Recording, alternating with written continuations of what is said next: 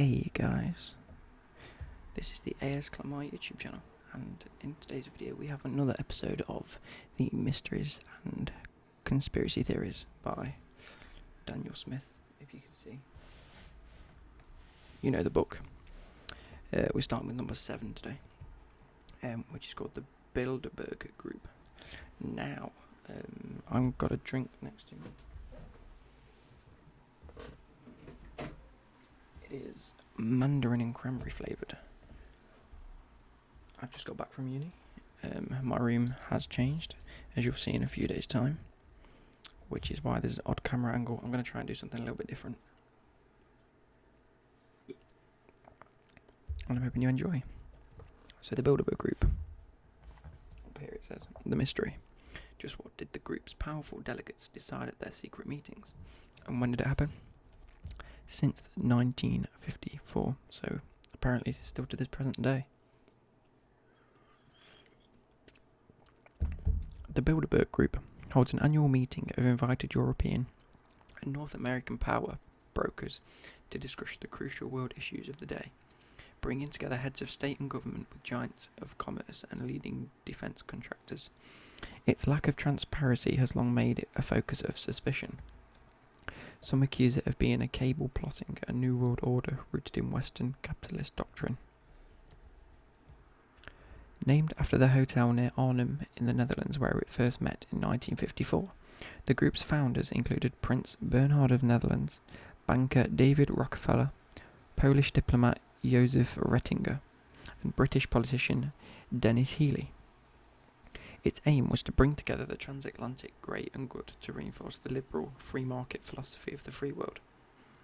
Nothing too controversial in that, you might think, yet in the intervening years, the mixture of A-list invitees and insistence on privacy has led many to wonder just what goes on once the doors are closed. The sense of a group with the ability to pull serious strings has been heightened thanks to a noticeable trend of future world leaders attending near the start of their careers. Bill Clinton and Tony Blair, for instance, both went before and had secured the US presidency and UK's premiership, respectively. Talent spotting is one thing, but some say the group giving some of these people a serious boost up the ladder.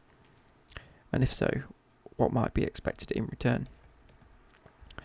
Bilderberg itself is quite sanguine about its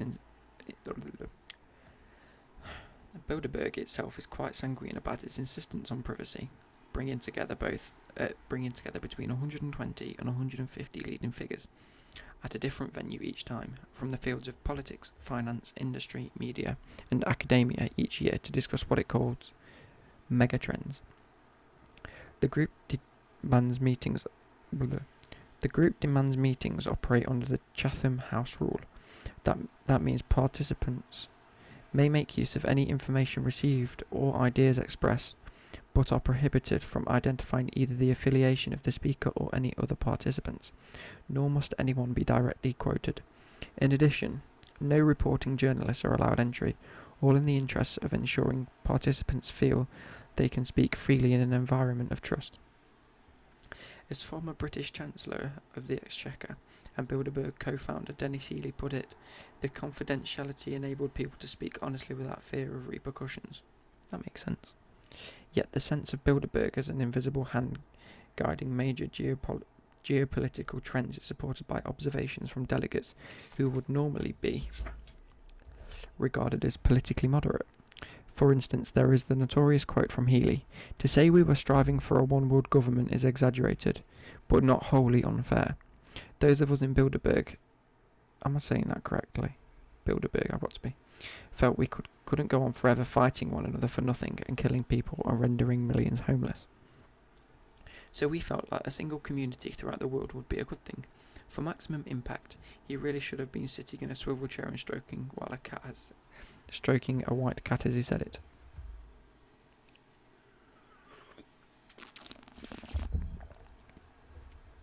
Nor is the group's image helped by its insistence on very visible and often aggressive security. While a convocation of so many influential people requires top-level protection, there have been repeated allegations of heavy-handedness, including from journalists and peace protectors. British Labour MP Michael Meacher, meanwhile, has been scathing in his criticism, calling the group a cable of the rich and powerful that looks to consolidate and extend the grip of the markets away from the public gaze. This aura of secrecy has created an extraordinary climate in which virtually diametric conspiracy theories compete for air. Some see a plot for Western power brokers to maintain hegemony. We've hit that word again. Hegemony, whatever it is, over the developing world. Left-wingers fearing a sort of civil rights and personal freedom in the interests of neocon capitalism. I can't read today. Right-wingers, meanwhile, allege a liberal takeover, while libertarians say it all serves to strengthen the grip of the big government. And then there are the usual cranks convinced it is all a Zionist conspiracy. There's some big words thrown in this, I'm not going to lie, some odd words. The chances are that none of these allegations is entirely fair. However, when the great and the good of the Western world lock themselves away to reach consensus on how best to address the world's megatrends, there are legitimate reasons why we might wish to allow some insight into their conclusions. A president, a bank chairman, a private equity chief, an arms dealer, and an oil exec walk into a conference room. It all sounds like an opening to a line of a bad joke. That, though, is the reality created by the Bilderberg Group. To imagine that everything discussed and agreed by such is a coterie, something like that, is in the interest of the wider public, and as a whole, perhaps the biggest joke of them all. So, as you can see by this photo, apologies for the shadow of the thing. I'm still trying to configure how I can do this better. I should really put more effort into it. That one there, and if we move over to this side, you can see that there's a big photo of what someone called the Illuminati. I don't get what that's showing. Illuminati. It's like the Illuminati, but the Illuminati. That's just it just looks wrong. Anyway, if the spot wrong, you could do Illuminati, something like that. Anyway, this one at the bottom is a house in Switzerland. It says below, the Savretta House Hotel in St. Moritz, Switzerland, was the typical luxurious scene of the group's 2011 get-together. Above, there we go, that's what it is. The meetings always attract protesters such as these seen at the 2014 meeting in Copenhagen. Am I the only person that didn't know that this actually happened, like in real life? I thought this was a thing. I didn't know this was a thing at all. I heard the conspiracy about Illuminati, and that turned into a meme, but I didn't actually get that this was a thing. Anyway, part of me wants to think that it's for the bad, because so many powerful people in one room, what real good can come of it? But at the same time, the reason that they don't let media in there is for the fact that the media is the media.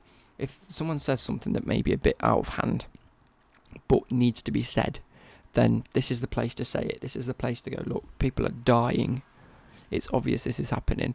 There's obviously a company or something that's really not working correctly. We need to do something about this. Whereas if they said that to the media, or said that in the eye of the media, they'd get slaughtered by, the Sun and every other media outlet out there across the world. So I think it's a good place for all these powerful people that, I think to say that they're powerful, it sounds like a joke, is a bit obvious.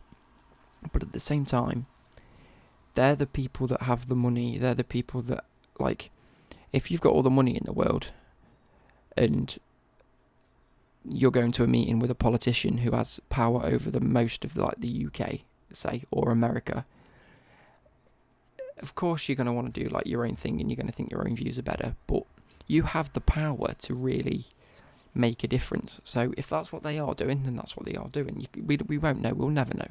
It's so secret.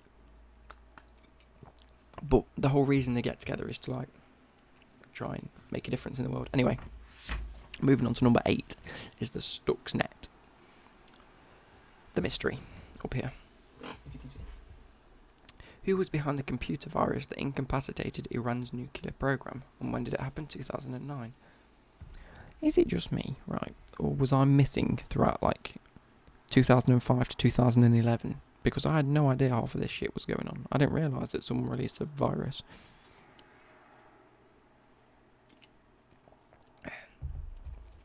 It is increasingly clear that future wars will be fought in cyberspace, where a mouse click may be able to devastate a nation's infrastructure. Even if this frightening prospect, God, I couldn't say that, is still some way off. Governments around the globe are establishing agencies devoted to cyber warfare. The Stuxnet worm, a computer virus that wrought havoc in Iran in 2010, right, circa 2009 when it happened, yeah. So in 2010, was a potent example of such nascent cyber weaponry. How long is this one? Oh God, it's 3 pages long again. Stuxnet that's really hard to say, Stuxnet, came to widespread public attention in 2010 when it was reported that Iran's nuclear infrastructure had come under attack from a computer virus. 1/5 of the centrifuges crucial to the operations of the Natanz uranium enrichment facility had been knocked out of action, potentially putting back Tehran's development of a nuclear bomb by months or even years. Stuxnet works by infecting Windows computers, attacking a specific type of program typically used in large industrial complexes and, critically, in nuclear installations. Some experts have speculated that the virus was intended to self-destruct once its work was done, but a flaw in coding meant it spread more virulently. Is that a word? Virulently, yeah. Than its creators intended. Systems as far afield as the US, India, and Indonesia have all been affected, though Iran suffered by far the highest number of cases. Stuxnet may have even started its work as early as 2007. Given that Iran seems to have been the number one target, there was an immediate speculation that Israel was involved in the onslaught, possibly with the assistance of the US. In 2012, the New York Times went so far as to suggest that the worm was part of a government operation begun by George W. Bush administration and carried on by Barack Obama's White House. Other journalists have stated that the US and Israel involvement is all but an open secret. For instance, in 2010, the White House's then coordinator for arms control and weapons of mass destruction said, "We're glad they are having trouble with their centrifuge machine and that we, the US and its allies, are doing everything we can to make sure that we complicate matters for them." Yet none of this amounts to official confirmation of responsibility. Furthermore, it might be argued that neither the government in Washington nor Jerusalem would mind its enemies thinking it was forging ahead in cyber weaponry development, even if Stuxnet was in fact someone else's creation. In April 2011, the government in Tehran itself concluded that Israel and the US were responsible, but Tehran has good reason to paint both nations as enemies at every opportunity. Meanwhile, several international relations commentators have cast doubt on whether Israel and America could overcome the differences that exist between their intelligence and military communications to perfect such a potent weapon.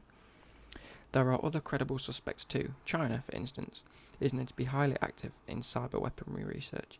Furthermore, it has been noted that countries affected by Stuxnet are often Asia or Eurasian producers of the materials, including oil and copper, that are essential to China's own economic progress. Certainly, Beijing may have benefited from the fallout of many of the attackers, although that is far from confirmation of culpability. There's so many big words in this, it's doing my head in. Others argue that Iranian regional rival,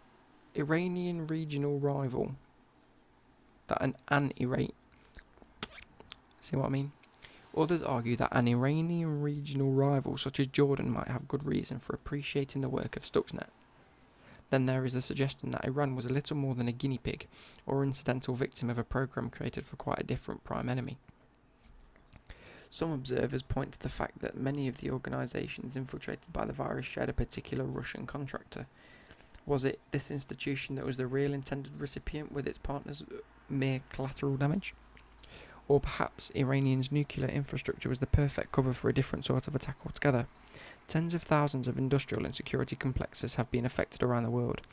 As governments prepare themselves for the new age of cyber warfare, it is perhaps not so far-fetched to think that the Stuxnet attacks were a generalised weapons test. Whoever was behind the worm may now have a much clearer idea of which countries have sound defences against such attacks and which are vulnerable, knowledge that will be invaluable in future conflicts.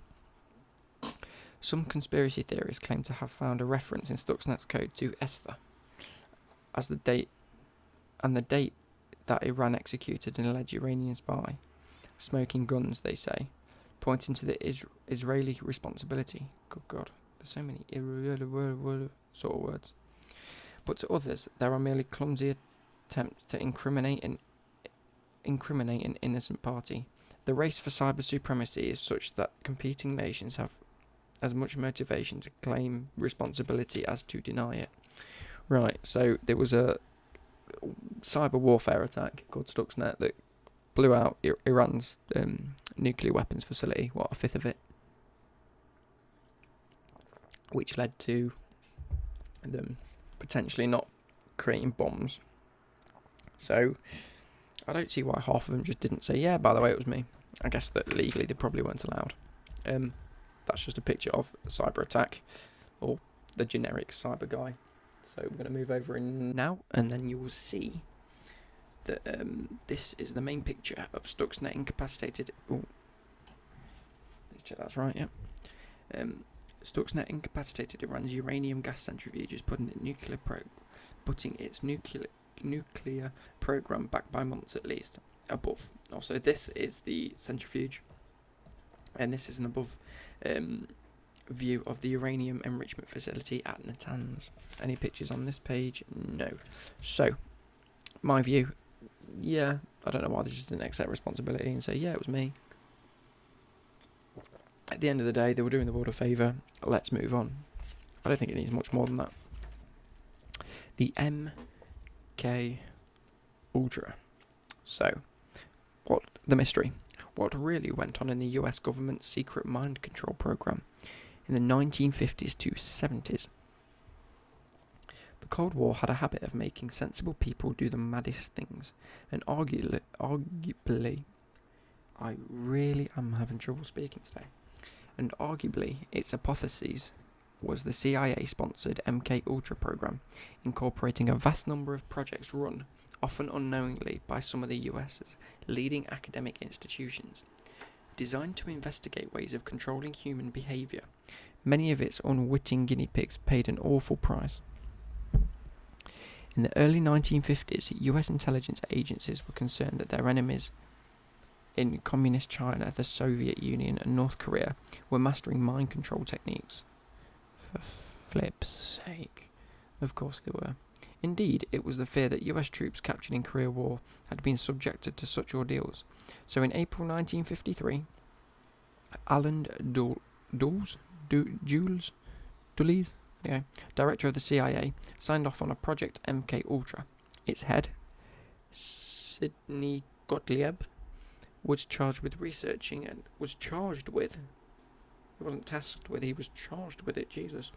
He was charged with researching and developing chemical, biological and radiological materials that could be used to secretly control human behaviour, because they certainly exist. Over the next 20 years, the CIA, sometimes working with other agencies, just to point that out, oversaw some 150 projects through a network of colleges and universities, hospitals, prisons and private drug companies. While a few senior figures in some of these institutions were aware of where their funding was coming from, most had no idea. The motives The motives for developing mind control techniques were various. Some had suggested that knowledge gained was used to sharpen methods of interrogation and torture. Others speculate that the aim was to create a truth serum, to erase memories, to brainwash captives, or simply to humiliate, disable and discredit targets. A few have even alleged that intelligence bosses wanted to develop a mini army of Manchurian candidates. Very nice. To carry out assassinations and other covert operations on behalf of the US. Some of MK Ultra's experimental subjects were injected with drugs, others kept in isolation for prolonged periods, or made to endure extremes of sensory deprivation. Large numbers suffered major physical and mental symptoms as a result. Among these administered cocktails of drugs without their permission were patients of mental institutions, prisoners, drug addicts, and other vulnerable members of society. Even those who willingly put themselves forward, usually for financial reward, were not furnished with sufficient information to give informed consent. Talk. In 1974, the New York Times was the first to publicly report aspects of MK Ultra. In response, the government established an investigative committee under senior Senator Frank Church, as well as a commission headed by Vice President Nelson Rockefeller, to look into the activities of the military and the security services. In 1975, Church and Rockefeller sensationally concluded that the CIA had spent over $20 million experimenting on subjects without their permission. Furthermore, the program had not been confined to the US, but had continued in Canada. For many years, LSD was the favoured drug of the program. Non-consenting recipients were systematically injected, sometimes without warning, while in public, so as to gauge their responses. We're up here now. Those observing them were frequently non-scientists, rendering much of the research useless anyway. One Army employee, Dr. Frank Olson, died when he fell from a 13th-floor window a week after being surreptitiously given the drug in 1953. His death was recorded as suicide, though members of his family claim he was murdered because of the LSD experiment had rendered him a security risk. Because the LSD experiment had rendered him a security risk. Few doubt that one way or another, his death was a result of MK Ultra. His family subsequently received a presidential apology, as well as a significant financial payout. That he was the only fatality to result from the program seems a remote prospect, yet our knowledge of the truth, extent of the program's operations, and the scale of the damage caused can only ever be partial. That is because the vast majority of the official records connected to MK Ultra were destroyed in 1973 on the orders of the CIA's then director, Richard Helms. The little paperwork that survived did so only by chance, having been incorrectly filed. That the US authorities should be involved in experiments on non-consenting subjects is all the more breathtaking given that America had been the driving force behind the so-called Nuremberg Code, drawn up in response to the revelations about human experimentation conducted by the Nazis. That is the biggest sentence I've ever read. Such was the desire to triumph in the Cold War that senior figures in America's intelligence community seemingly forgot their obligation to protect the rights and well-being of their own citizens. The little concrete evidence of what went on is damning enough. As to the horrors contained in the wealth of evidence destroyed before it could be studied, we may only wonder. So that's just a photo of like a PARQ, so a physical activity readiness questionnaire, or like a questionnaire that you fill out.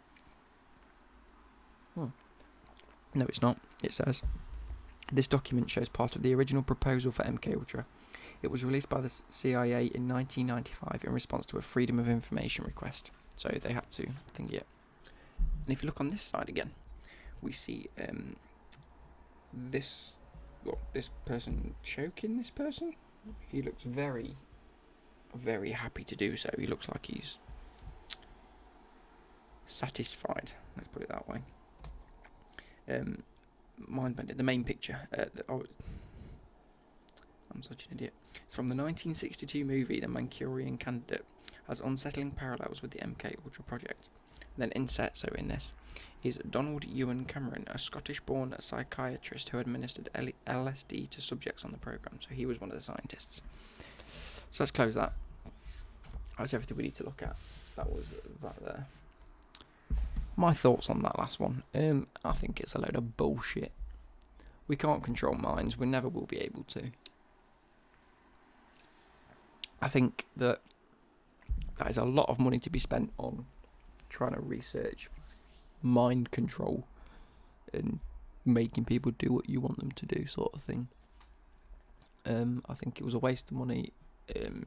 There's obviously, they said that there's only been one fatality, but I think we all know that probably a lot more died. than what was suggested, and specifically a lot more were injured or rendered disabled or, afflicted and affected by the actual program. But yeah, that was 100 Things They Don't Want You to Know, episode either 4 or 5. Read the title, it'll be in the title, and I'll see you guys later. Bye.